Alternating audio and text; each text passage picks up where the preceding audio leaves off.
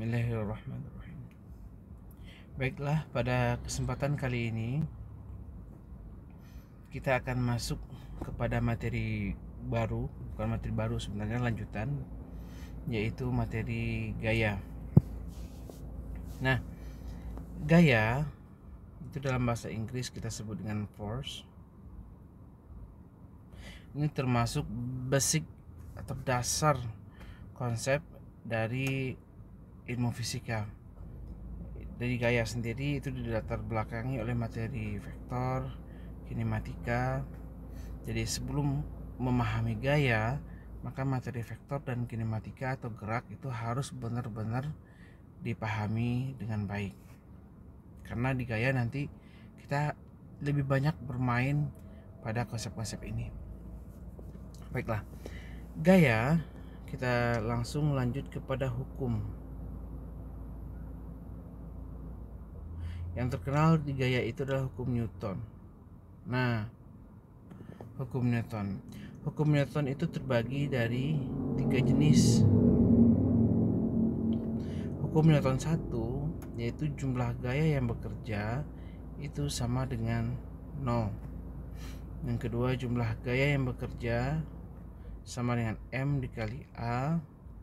Berikut jumlah gaya aksi sama dengan minus jumlah gaya reaksi. Nah, sekarang kita perhatikan sigma gaya atau jumlah gaya yang bekerja sama dengan 0. Dalam artian si benda ini dia berada pada kondisi diam atau bergerak dengan kecepatan konstan. Nah, konsep sigma F sama dengan 0 ini juga nanti akan kita pakai pada bab kesetimbangan benda tegar. Kemudian sigma jumlah gaya sama dengan M dikali A. Ini bekerja pada konsep benda yang bergerak dengan kecepatan berubah. Atau lebih detailnya, jelasnya ini pada konsep GLBB. Ini akan kepakai pada konsep GLBB. Sedangkan sigma F sama dengan 0 ini pada konsep GLB juga, pada gerak lurus beraturan. Oke, sebelum kita lihat lebih jauh, sekarang kita perhatikan bahwasanya F itu kita ambil hukum 2 Newton dulu, sama dengan M dikali dengan A. Sedangkan A itu kita tahu bahwasanya turunan dari kecepatan terhadap waktu. Sedangkan kecepatan merupakan turunan dari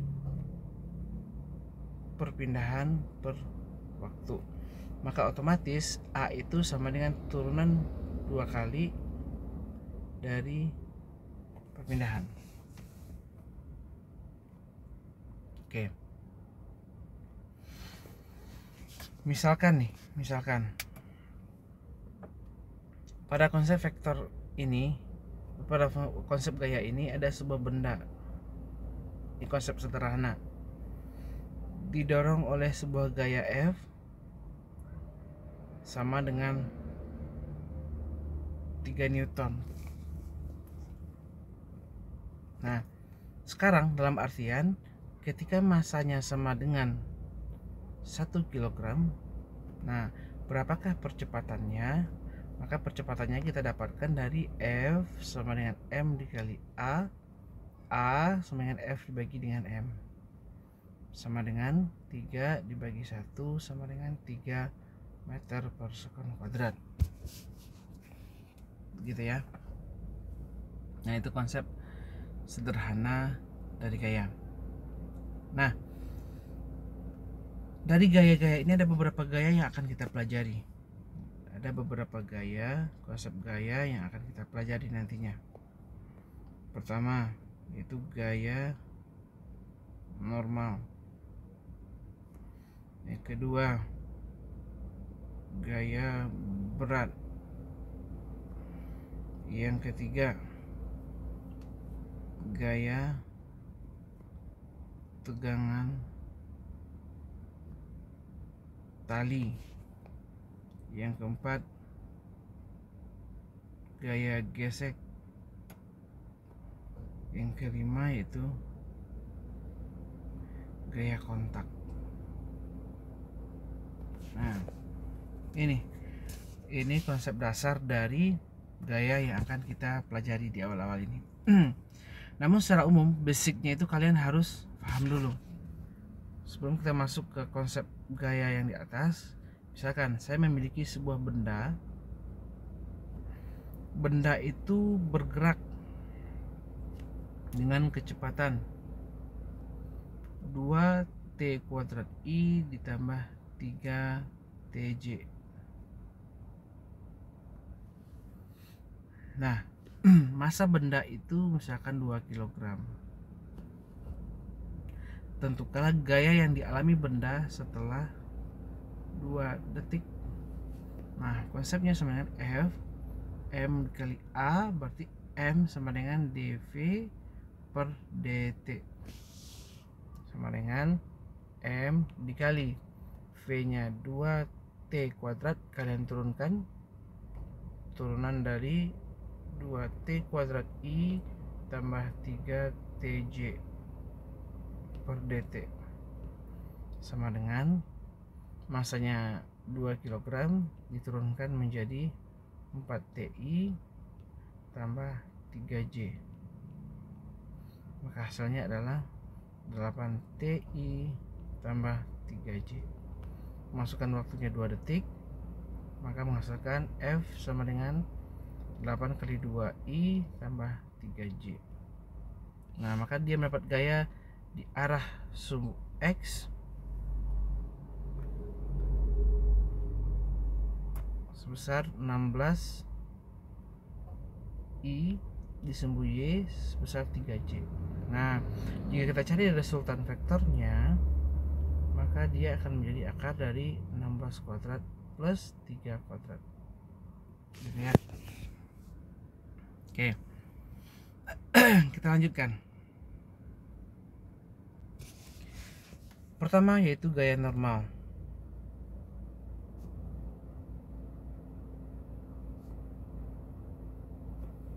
Nah, gaya normal itu kita definisikan sebagai gaya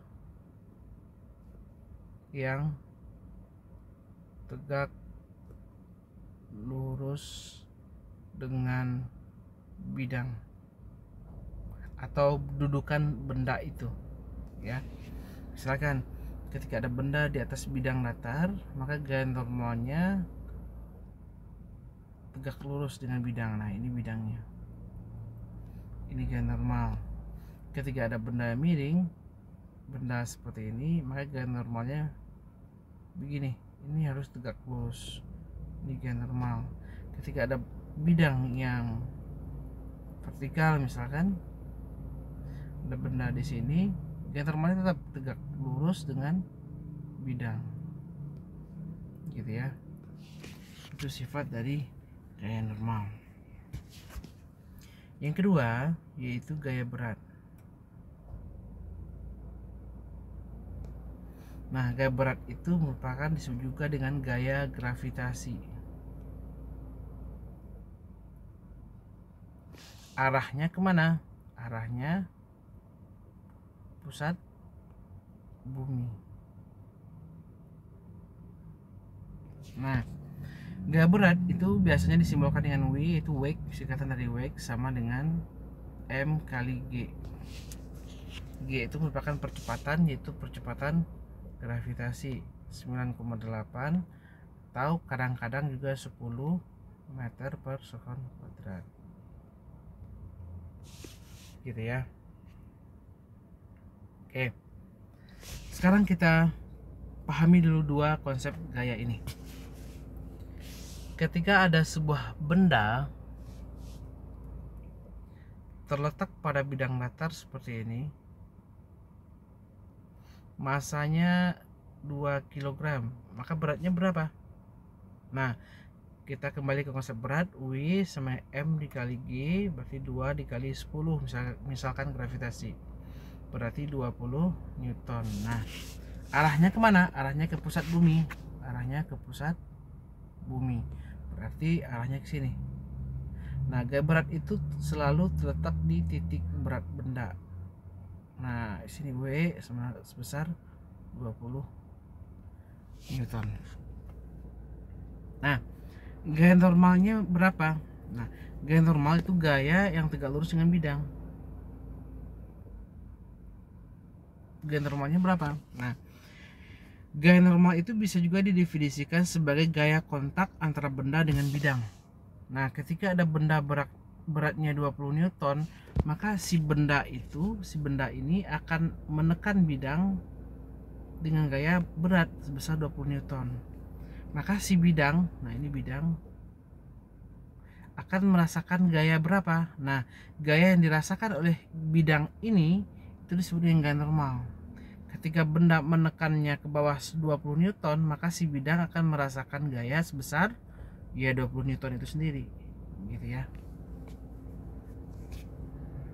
Nah, begitu juga misalkan ketika ada benda 10 kg, maka beratnya M kali G menjadi 100 Newton. Maka si bidang itu akan merasakan gaya ya 100 Newton itu sama dengan W. Atau logika fisikanya sigma, nah kalau kita ambil ini sumbu X, ini sumbu Y, maka sigma F di sumbu Y sama dengan 0 karena benda tidak bergerak di sumbu Y. Ambil ke atas positif berarti N dikurang dengan W sama dengan 0, N sama dengan W.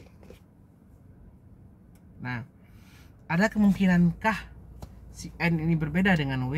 Ada, pasti ada. Jika ada gaya lain yang mempengaruhinya atau kondisi bidang yang berbeda. Misalkan ketika si benda ini beratnya 20 Newton, berarti dalam tanda kutip masanya pasti 2 kg, lebih kurang 2 kg. Nah, si benda ini didorong ke bawah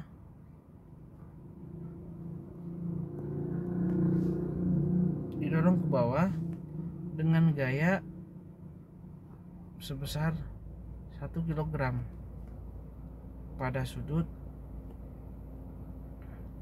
37 derajat.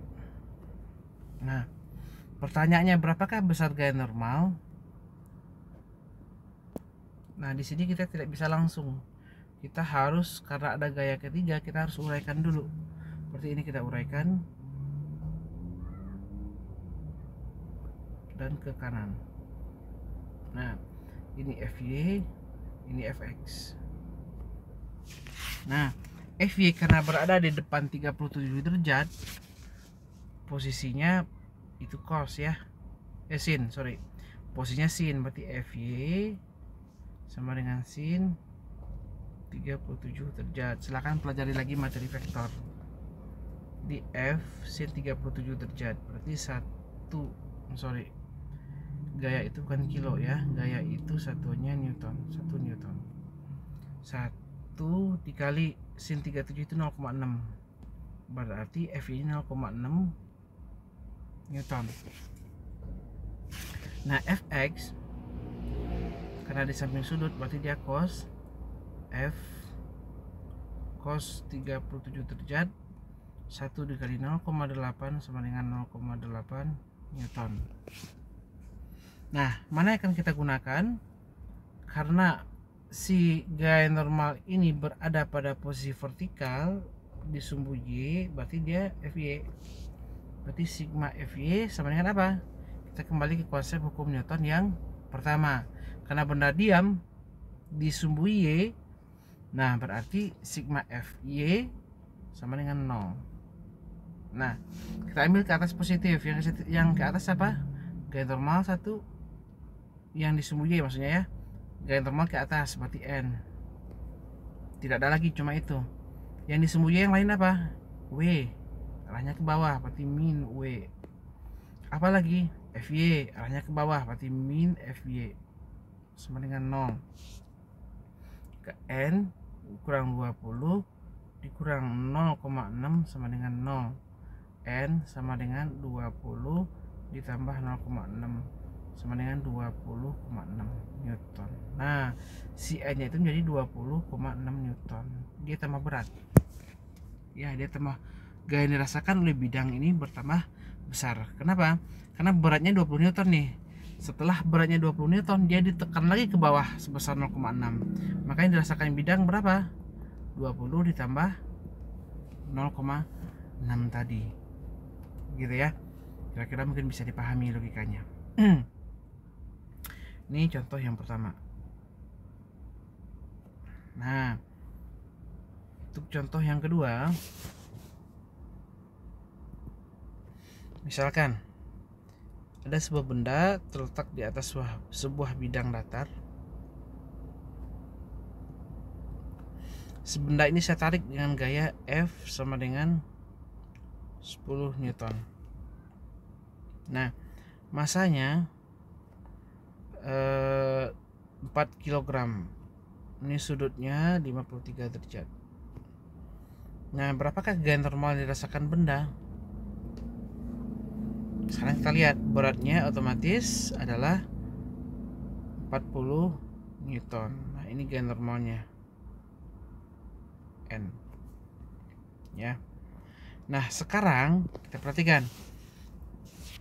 Si F ini harus diuraikan dulu, karena kalau ada gaya yang miring atau tidak terletak pada sumbu XY, maka harus diuraikan. Maka ini kita uraikan. Nah, benda ini akan bergerak ke kanan dan akan terangkat ke atas karena ditariknya ke atas. Maka ini adalah Fx, ini adalah Fy. Fy nya F sin 53 karena di depan sudut. Fx nya F cos 53. Maka Fy sama dengan F nya 10 sin 53 itu 0,8. Jadi 8 Newton. Fx, ya F nya pakai ini ya, pakai topi. Nah, ini karena vektor. Sekarang saya lupa bikinnya. Fx sama dengan 10 dikali cos 53, 0,6. Jadi 6 Newton. Nah, sekarang sigma pada sumbu Y.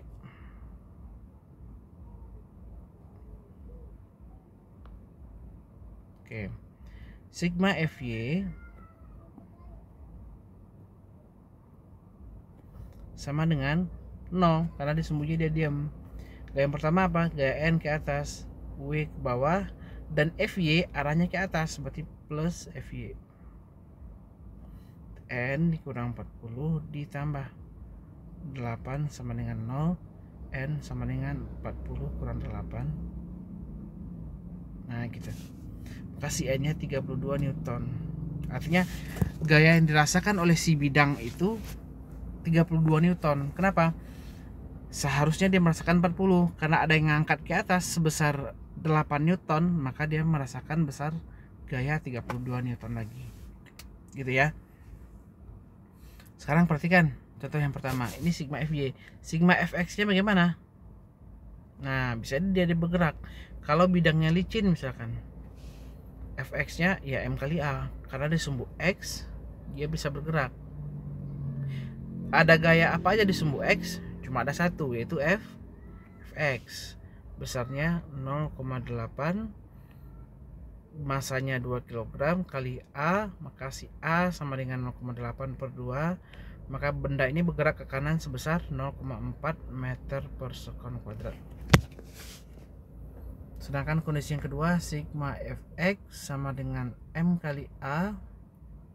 Di sumbu X cuma ada Fx, maka 6, M nya 4 kali A. A sama dengan 6 dibagi dengan 4, sama dengan 1,5 meter per sekon kuadrat. Gitu ya.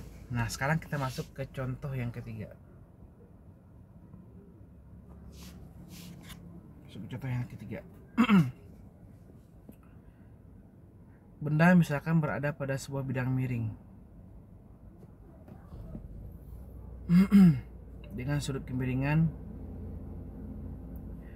misalkan 60 derajat.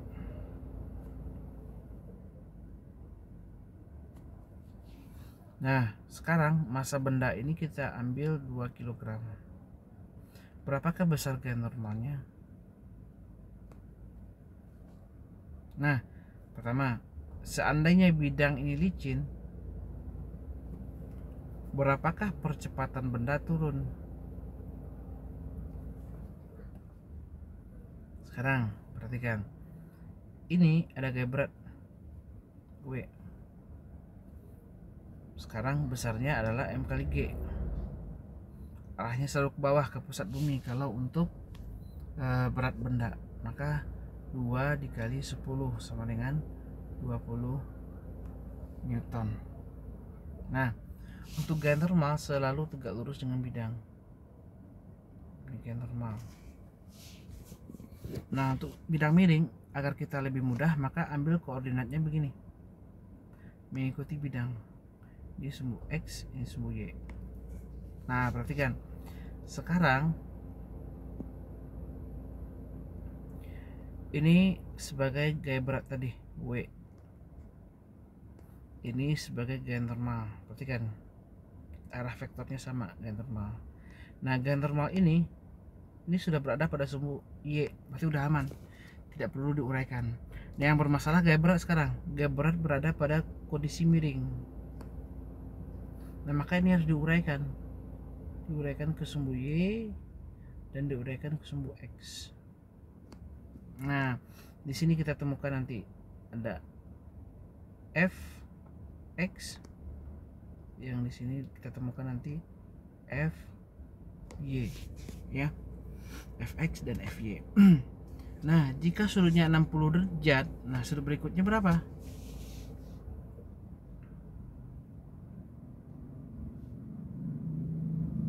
Nah, kita perhatikan ini.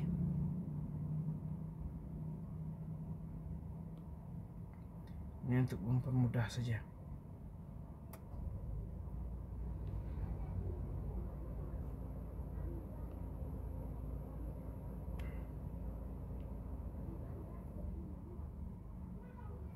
Nah, perhatikan ini. Yang saya kasih garis 2 ini adalah mirip dengan bidang miring kita sekarang. Perhatikan. Ini mirip dengan bidang miring kita sekarang. Dimana sudut 60 derajatnya berada pada pojok kanan bawah, pojok kiri bawah, ya. Nah, berdasarkan konsep sudut, maka ini sudut 60 juga sama dengan ini, ya, sama dengan ini dalam berseberangan, ini berhadap-hadapan, ini dalam berseberangan, ini juga akan sama dengan ini, ya. Nah, perhatikan, ini sumbu X tadi, dan ini adalah sumbu Y, dan ini W. Nah, maka sudut itu terletak antara W dan sumbu Y, ya. Nah, nanti kita coba arahkan. Ini kita dapatkan WX di sini, ya. Ini WX, dan ini ini WY, dan di sini adalah WY. Sudutnya di sini 60 derajat. Nah, karena WY berada di samping 60, maka WY sama dengan W cos 60, 20 kali setengah, 10 Newton. WX sama dengan W sin 60 20 kali setengah akar 3 sama dengan 10 akar 3. Nah, berapa besar gaya normal? Nah, kita sigma Fy sama dengan 0, karena sumbu Y dia tidak bergerak. Ambil ke atas positif, berarti si N ini positif, si WY nya negatif, berarti ya, si WY nya negatif. Ada lagi? Tidak, habis. N sama dengan WY, maka WY nya berapa? WY nya 10, maka besar N nya 10 Newton, gitu. Nah, berapa besar percepatan benda? Ya, sigma Fx sama dengan M kali A Yang ada di sumbu X cuma adalah WX, berarti WX sama dengan M dikali A. WX nya 10 akar 3, M nya adalah 2, maka A nya 5 akar 3. Nah seperti itu ya, seperti itu, lebih kurang seperti itu konsepnya. Satuannya adalah Newton. Oke. Nah, jika ada pertanyaan boleh nanti dilampirkan di bawah kolom komentar. Nah, sekarang untuk latihan. Kita baru masuk dua konsep gaya normal dan gaya berat. Insyaallah pertemuan berikutnya gaya tegangan tali dan gaya gesek ya. Nah, sekarang untuk latihan. Ketika ada benda beratnya adalah W, saya ketahui saja masanya ini bidang, lantainya licin, masanya 4 kg, kemudian ditarik dengan gaya F sebesar 20 Newton, besar sudutnya 37 derajat, F1, F2 nya narik ke sini, F sebesar 10 Newton, besar sudutnya 37 derajat juga. Maka pertanyaan saya adalah tuh berapa besar gaya normal? Yang kedua, berapa percepatan benda? Oke. Dan arahnya kiri atau kanan?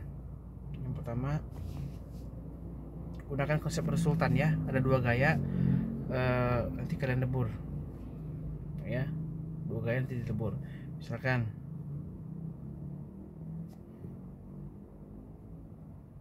ada gaya ke kanan 5 Newton, buka lagi bab vektor nanti ke kiri, misalkan 4 Newton, maka sigma F nya jadi besar kurang kecil, 5 kurang 4, 1 ke kanan gitu ya. Nah, buka bab materi tentang penguraian vektor dan resultan vektor. Nah gitu. Nah sekarang soal yang nomor 2, yang nomor B. Ketika ada benda terletak pada bidang miring, massa benda A dihubungkan dengan katrolnya katrol licin dengan sebuah benda B. Massa A sama dengan 2 kg, massa B 4 kg. Pertanyaannya adalah berapa percepatan? Pertanyaan pertama adalah berapa besar gaya normal A? Sudutnya asumsikan 30 derajat. Kemudian yang kedua, berapa percepatan benda A? Apakah dia naik atau dia turun? Ya, benda A ini dihubungkan dengan benda B. Oke. Kemudian saya lupa ada yang mau saya tambahkan. Yang keenam nanti sebagai pengayaan kita akan bahas gaya semu ya, gaya semu. Oke, latihan yang berikutnya yang C.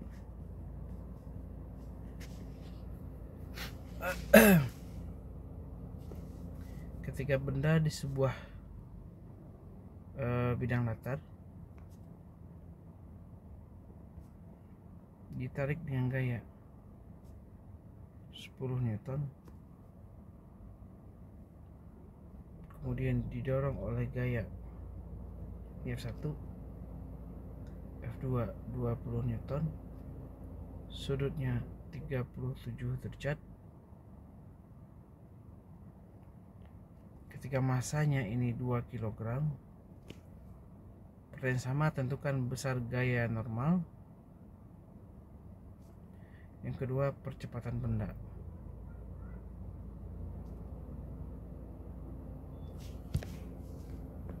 Oke, soal berikutnya yang nomor D. Berdasarkan soal A, B, dan C, tentukan jarak tempuh masing-masing benda setelah 10 detik jika benda awalnya dalam kondisi diam. Jangan 10 detik, 2 detik saja ya, jika benda awalnya pada kondisi diam, atau dengan catatan V0 nya sama dengan 0, dan tentukan juga kecepatan akhir benda setelah 2 detik. Nah, maksudnya gini, kalian kembali lagi kepada soal nomor A. Setelah kalian temukan percepatan benda, perhatikan, setelah kalian temukan percepatan benda, nanti berapa jarak tempuhnya, berapa kecepatan akhirnya, dicari setelah 2 detik. Begitu juga nomor B, cari nanti berapa jarak tempuhnya, berapa kecepatan akhirnya setelah 2 detik. Yang nomor C juga berapa jarak tempuhnya, berapa kecepatan akhirnya setelah 2 detik. Seperti itu. Mungkin bisa dipahami, silahkan dikerjakan.